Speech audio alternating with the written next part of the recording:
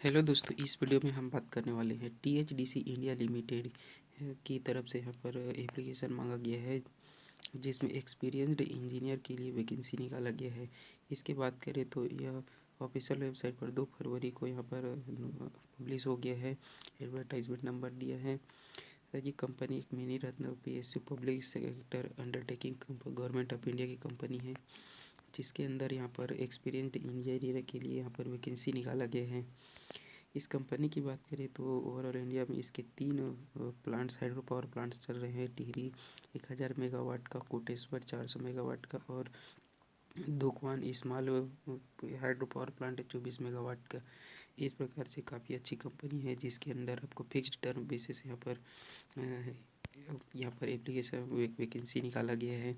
इस ब्रांच के experienced professional engineers जैसे कि civil, electrical, mechanical, information technology के अंदर यहाँ पर वैकेंसी निकाला गया है, जिसमें आपको आपका पीरियड बोला जाए तो 5 साल का रहने वाला है, जिसमें 1 साल तो आपका स्टार्टिंग में आपका काम देखेंगे, उसके बेसिस पे आपको 4 साल आपको आपके परफॉर्मेंस के बेसिस आपको एक्सटेंड किया जाएगा। इस प्रकार का आपका जॉब रहने वाला है। तो सबसे पहले हम बात करते हैं नंबर ऑफ़ वैकेंसी। जैसे कि सिविल इंजीनियरिंग में 10 पोस्ट है यहाँ पर। इसके लिए कैंडिडेट को यहाँ पर किसी भी गवर्नमेंट रिकॉग्नाइज्ड इंस्टीट्यूट या किसी भी प्राइवेट इंस्टीट्यूट से मिनिमम 60% के साथ आपको सिविल इंजीनियरिंग में आपका बी या बीटेक कंप्लीट होना चाहिए। तो इसके लिए आप अप्लाई करेंगे। जैसे SC ST और PWD एक्स सर्विसमैन कैंडिडेट होंगे तो उनको यहाँ पर केवल पास होना चाहिए। वो उनका परसेंटेज क्राइटेरिया नहीं रखा गया है। इसी प्रकार क्वालिफिकेशन हर डिसिप्लिन के लिए रहने वाला है सेम। मैं उसको डिटेल से नहीं बताने वाला हूँ, बस नंबर ऑफ पोस्ट जो है ब्रांच का मैं बताने वाला हूँ यहाँ पर। तो आगे बात करते हैं हम यहाँ पर एग्जीक्यूटिव इलेक्ट्रिकल के लिए यहाँ पर 5 पोस्ट दिया गया है। क्वालिफिकेशन लगभग सेम रहने वाला है। इसमें electrical and electronics power system और and high voltage power discipline में आपका यहाँ पर बीटेक होना चाहिए। बाकी सेम क्राइटेरिया इसमें भी है। नेक्स्ट बात करते हैं कि एग्जीक्यूटिव मैकेनिकल पोस्ट के लिए यहाँ पर 5 पोस्ट दिया है। इसमें कैंडिडेट को मैकेनिकल एंड ऑटोमेशन में किसी भी इंस्टीट्यूट से भी बीटेक कंप्लीट होना चाहिए। नेक्स्ट यहाँ पर एग्जीक्यूटिव इंफॉर्मेशन टेक्नोलॉजी में यहाँ पर 5 पोस्ट है, जो कि कैंडिडेट को information technology, computer science, computer engineering discipline MCA या लेवल B में एग्जामिनेशन इन कंप्यूटर साइंस किसी भी यूनिवर्सिटी से आपका कंप्लीट होना चाहिए। तो इसके लिए आप यहाँ पर एलिजिबल होंगे। नेक्स्ट बात करते हैं यहाँ पर लॉ के लिए। यहाँ पर 2 पोस्ट दिया गया है। Graduate with degree in law 60% marks के साथ प्लस 5 ईयर का जैसे कि इंटीग्रेटेड कोर्स लॉ का 60% के साथ किसी भी इंस्टीट्यूट से कंप्लीट किया हो तो भी यहाँ पर एक कैंडिडेट एलिजिबल होंगे। बाकी क्राइटेरिया इसमें भी सेम है। SC ST PWD ex serviceman candidate को यहाँ पर केवल पास होना चाहिए। आगे की बात करते हैं इसके यहाँ पर experienced required for the post engineer की बात करें तो यहाँ पर 1 ईयर का आपको एग्जीक्यूटिव ऑफिसर कैडर में फील्ड जैसे कि हाइड्रो, थर्मल, सोलर या विंड में आपका किसी भी फील्ड में आपका 1 ईयर का होना चाहिए।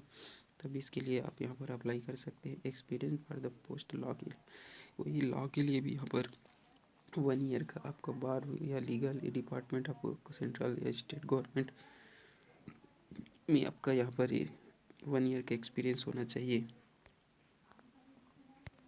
एज क्राइटेरिया की बात करें तो कैंडिडेट को 32 ईयर से ज़्यादा नहीं होना चाहिए। इसके लिए डेट आप 1 फरवरी 2022 से कैलकुलेट कर सकते हैं। मंथली कंपनसेशन या फिर सैलरी की बात करें तो यहाँ पर फिक्स्ड टर्म बेसिस आपको 60,000 पर मंथ मिलने वाली है।